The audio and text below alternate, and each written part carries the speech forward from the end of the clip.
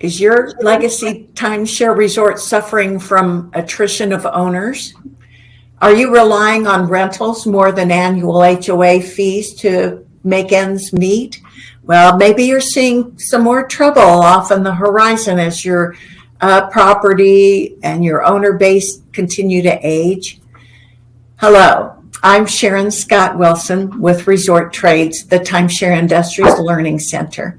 And today we're exploring how to reimagine your resort and make sure it's getting cheers rather than jeers. So first, let me say hello to Lori Entwistle. She's president of Synergy Management Solutions and GM of Scottsdale Camelback Resort. Hi, Sharon. Hello and welcome. And next, I'd like to introduce you to Kevin Mattoni. Kevin is managing principal of the Cunningham Family of Companies and registered agent of Cunningham Asset Recovery Services, CARS. And Kevin has had a lot of experiences with troubled legacy resorts in the past. Good afternoon, everybody. So you may have noticed we had an article in the October 2021 edition of Resort Trades entitled Resorts Reimagined. Its article quotes one of our guests, Scott MacGregor, who's Executive Vice President and COO of Lemonjuice Capital. And he was saying one of our core competencies is unlocking each resort's value for the greater good. So that's our intention here, is to explore ways to reimagine resorts for the greater good. So I'm happy to introduce you to Scott. It's nice to be with you, Sharon. Thank you. Well, you're welcome. And now, throughout the session, we encourage you to enter your comments and questions in the chat area. Let's start with Lori.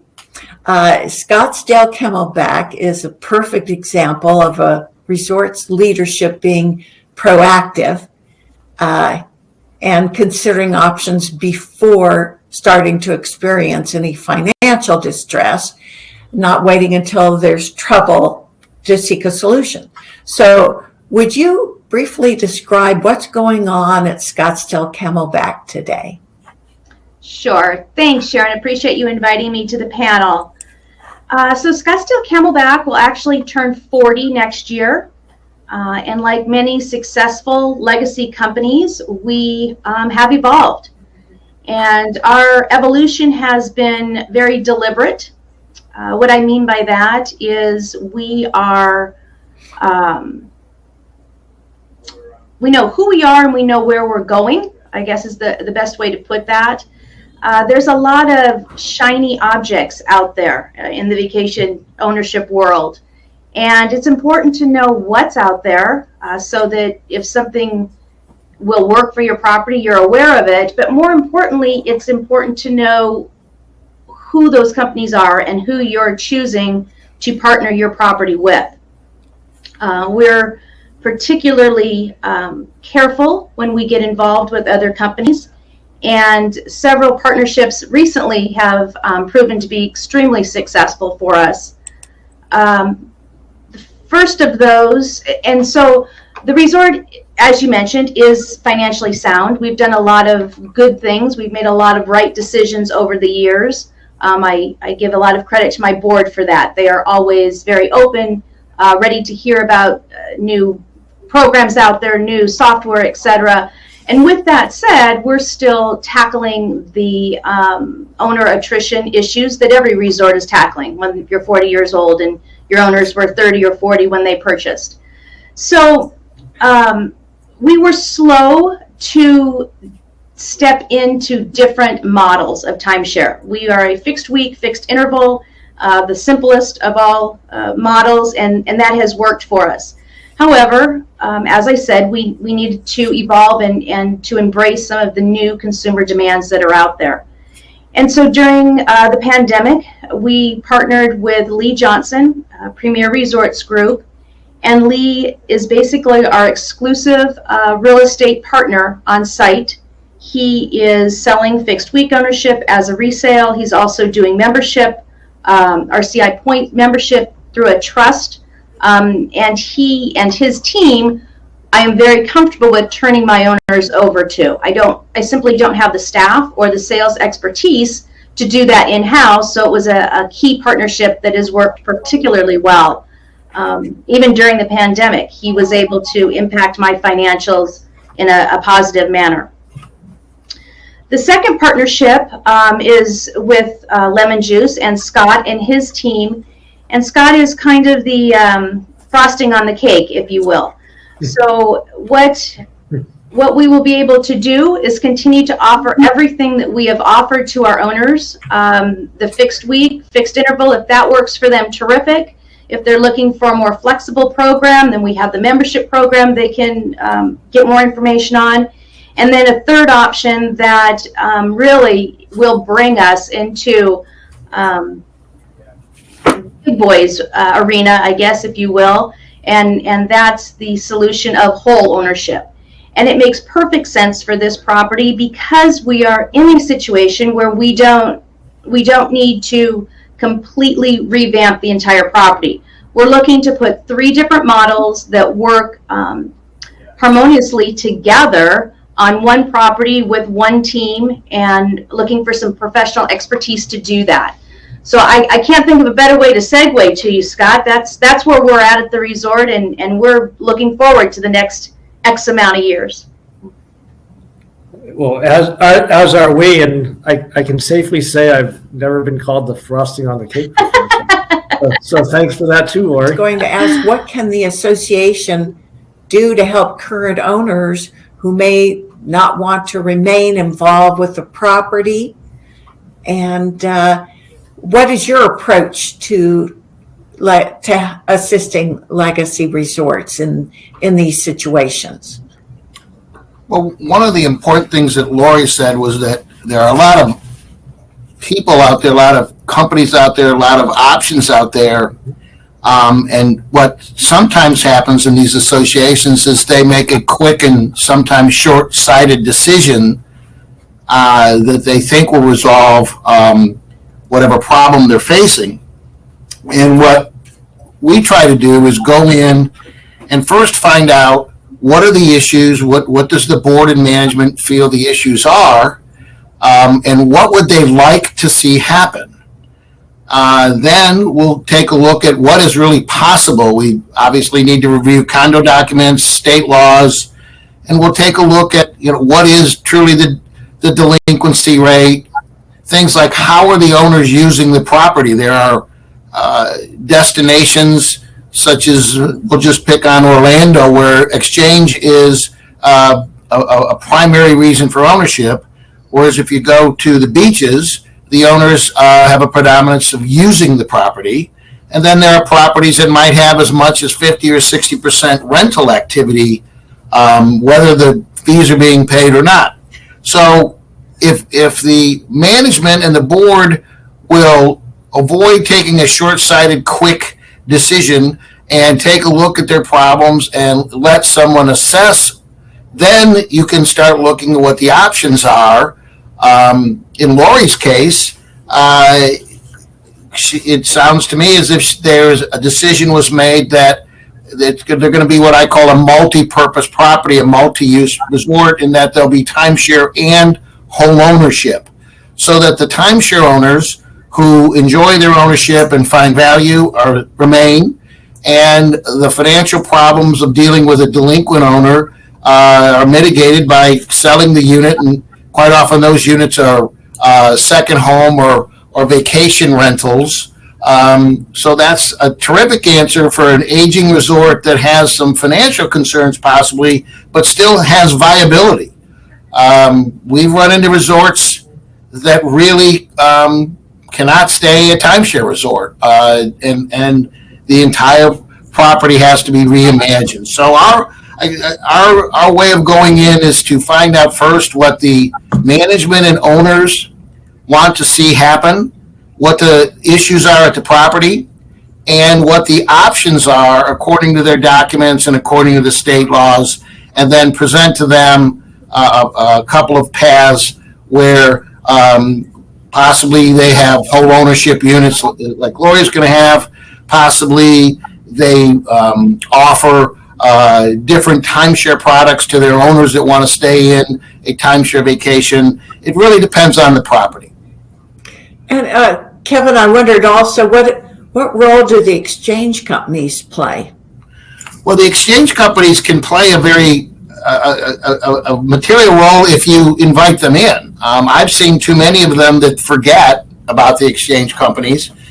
And what is very common is owners buy multi-year memberships. So if you buy a 5-year membership, you've paid for that. You may have space banked early. So there are reasons to contact and work with the exchange company. What they can do for you is, again, depending on what you want to offer to the owners.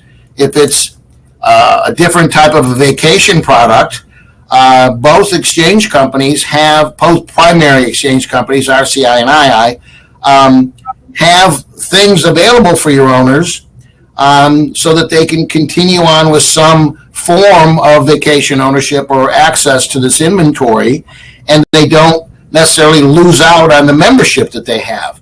They can also help you in certain circumstances. Let's say there's some resorts close by to the resort that you're working with, and you want the owners would like to stay in the area. You might be able to work out an inventory swap where your owners that want to stay in the program move to another resort. If you're trying to repurpose the entire resort and not keep any type of a timeshare program, you want to service those owners. You want to help the ones that have an interest, and the exchange company can play a very big part and offer a lot of options to you to consider. And they can even go so far as to aid in contacting the owners and offering options and working with them, which is a pretty time-consuming thing. Yeah, well, and I do see we have Nikki Roussel from RCI. Thank you for joining us. And so we do have some, I'm sure we'll be getting questions about exchange and other things. We do have a question for Scott. What are some of the leading indicators that a resort should be considering options? Well, thank you again, Sharon, and that really is a great question. The leading indicators we've been talking about, and I think we're all aware of them. The problem is sometimes we see them and don't really know how to react or to react to them. You mentioned a couple at the offset, that owner attrition. Every property seems to talk about the loss of owners, and particularly those owners in the shoulder seasons, the less desirable times of year, or occupancy categories. And as we see our owner bases aging and exiting, we're finding it harder and harder sometimes to fill them in. So that's certainly a leading indicator that every resort experiences to some degree or another. And it leads to one of the second things you mentioned was a continued reliance on rentals. So as those owners attrite, we have to find other ways to replace that inventory.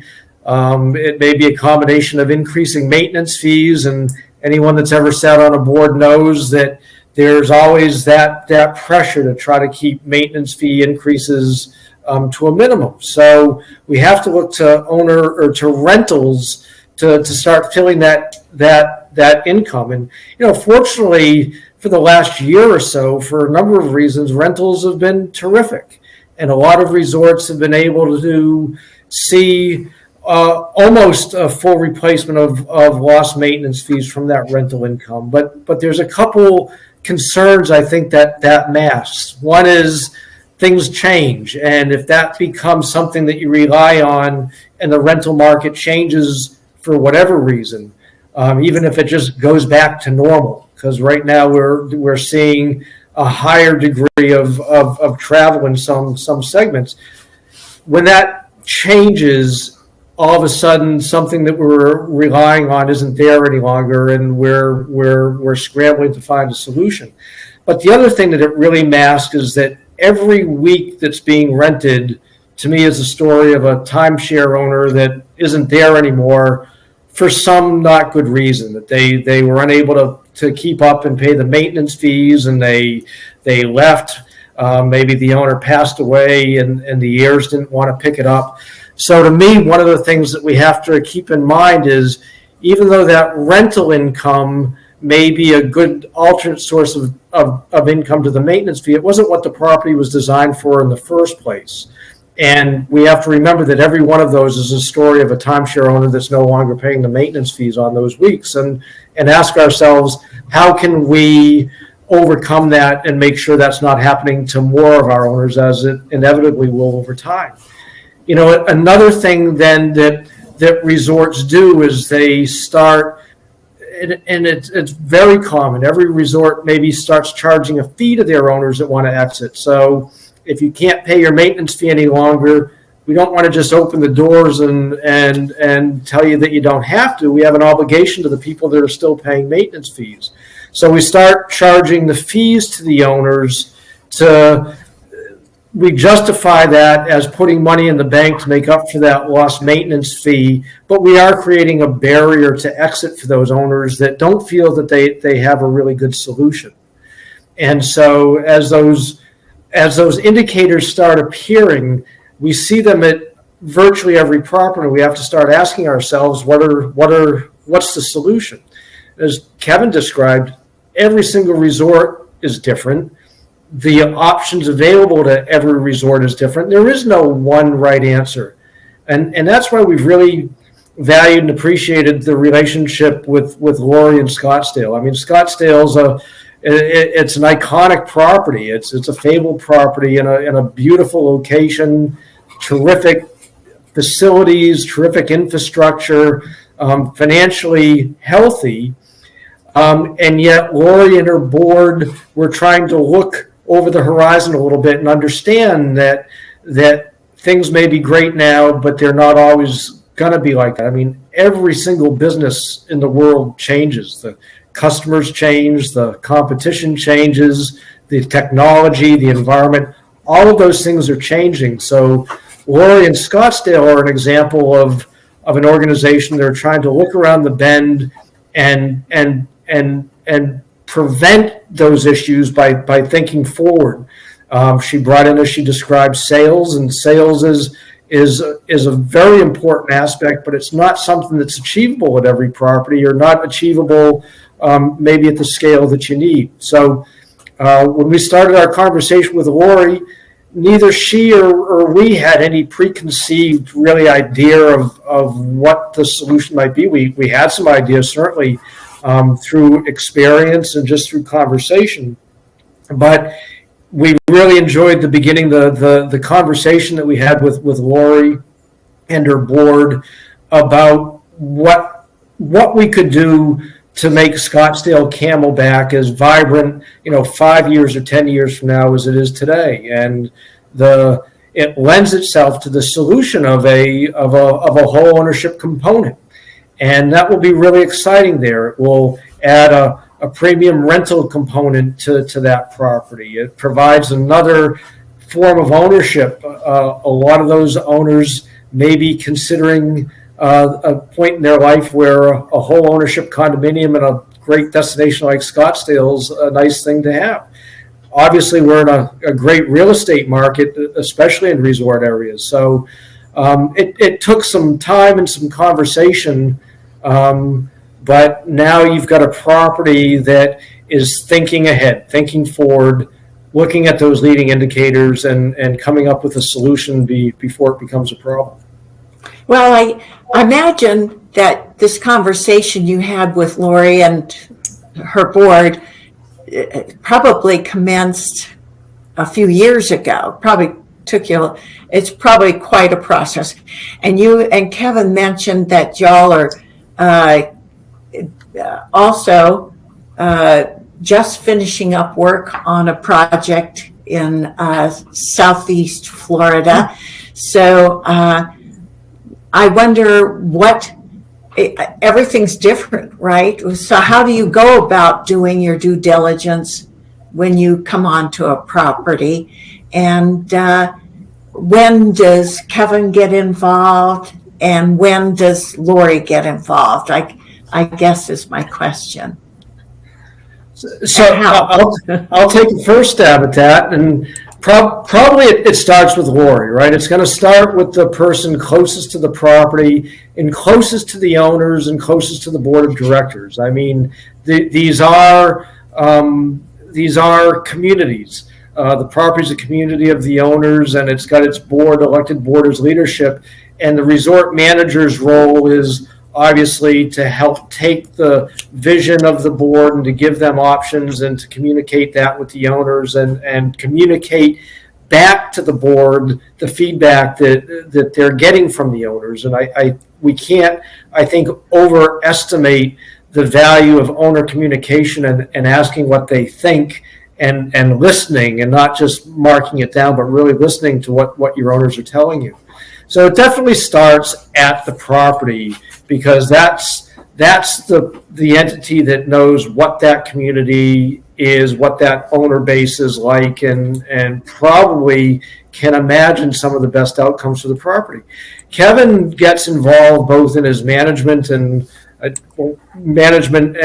his other inventory services roles for properties at all stages of active developers, as well as properties that are later in their evolution. So he's out there in the field and experiencing those. We in this particular situation come in then kind of later on. We have long-term management relationships that we value, and we can't be static with those properties. They're constantly changing too, and we have to try to help those boards think about the changes that are coming. But it's so valuable for us to, again, have the ability to have a conversation. Certainly the relationship with Lori goes back many years, but it really came about after she was exploring sales and determining that wasn't going to be the one solution. And certainly Kevin and I have had a long-term relationship. The property, it's funny, the property that appears in the picture in back of him is where I'm sitting today. And this conversation started 6 years ago.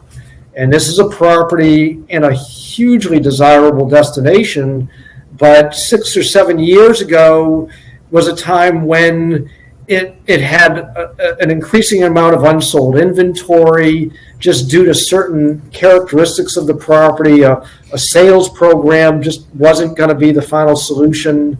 And we got involved to basically acquire the inventory because it worked for something that we were doing. It was a good management relationship for us. But with Lemonjuice, we were able to then take and really look at the resort history and look at the ownership structure. And as Kevin said, look at the state laws and the governing documents and all the million things that we need to do as part of our due diligence, and come up with a solution. This property came to its documented sunset at the end of last year, and here in about another 60 days it will be sold and it will be renewed. There's a new developer coming in that will be reestablishing this as a highly desirable vacation rental property, and the timeshare owners here will have a very, very nice exit with the sale of the property and their share of the distribution of the proceeds.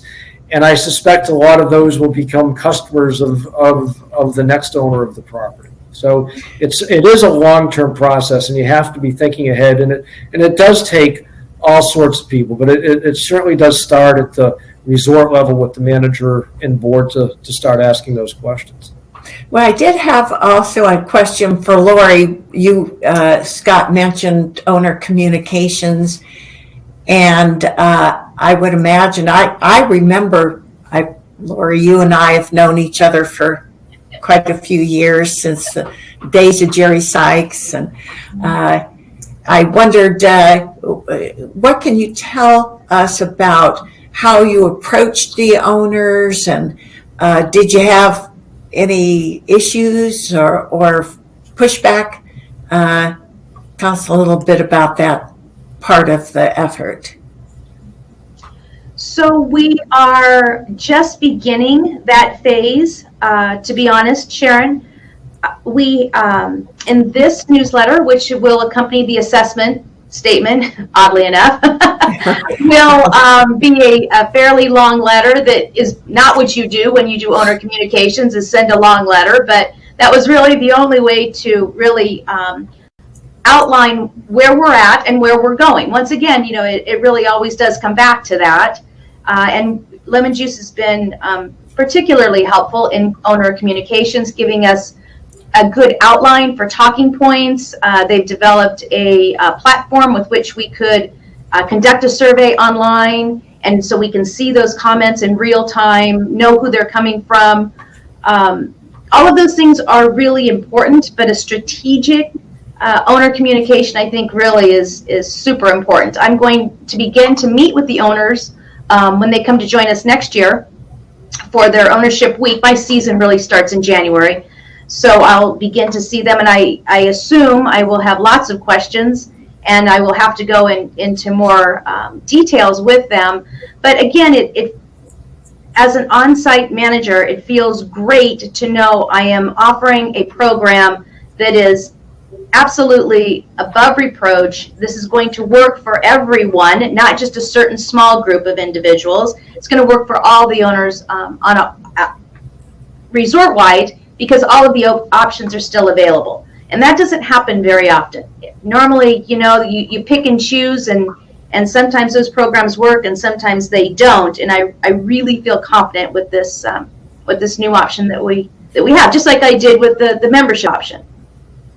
Yeah, well, and probably you have some delinquencies to deal with, and that's where a company like Kevin's Kevin Mattoni's cars comes in handy. So maybe, Kevin, if we could turn to you for a second and ask what approach you would use in these cases. Is there anything special that you do working together with someone like Lori, the general manager, to ease these customers into paying up?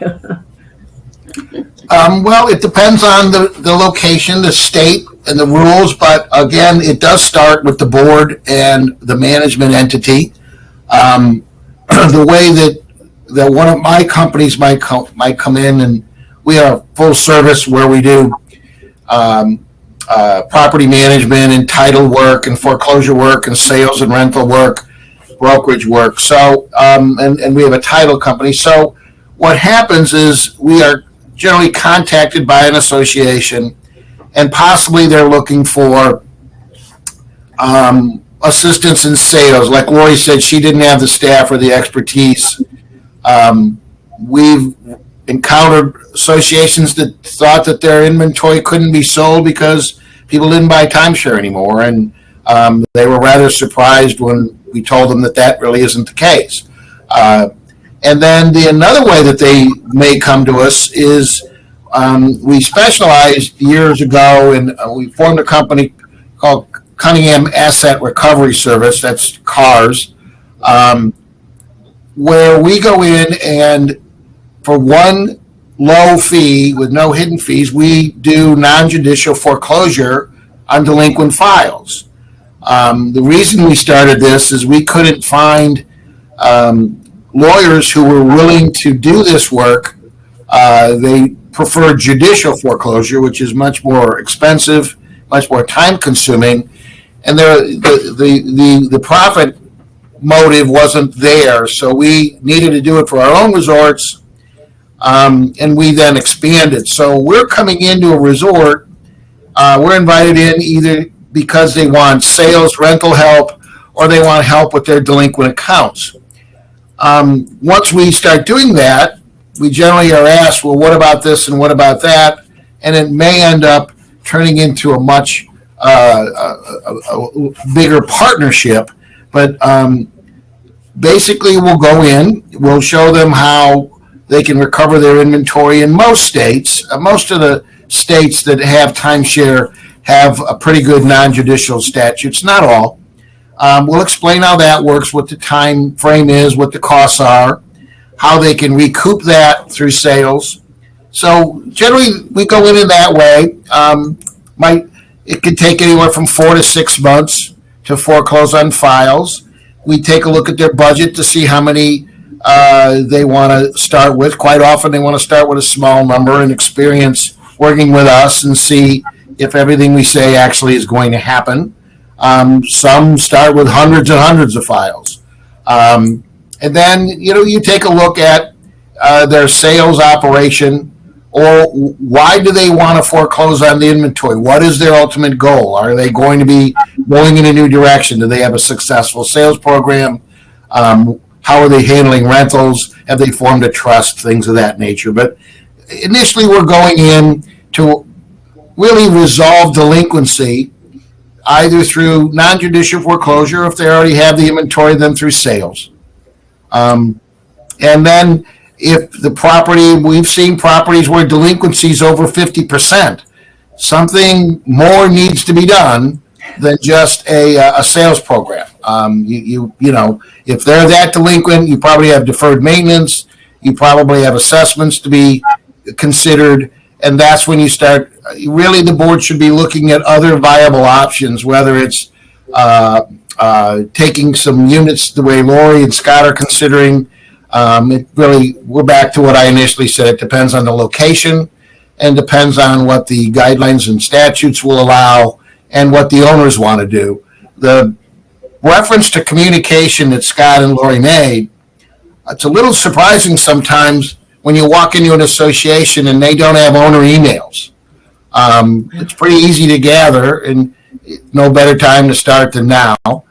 There's also software out there that I found that a lot of companies aren't aware of. It's very affordable, and they will handle surveys, and they will handle emails, and they will handle comment cards, and they can do it, for instance, a proxy vote at your annual meeting.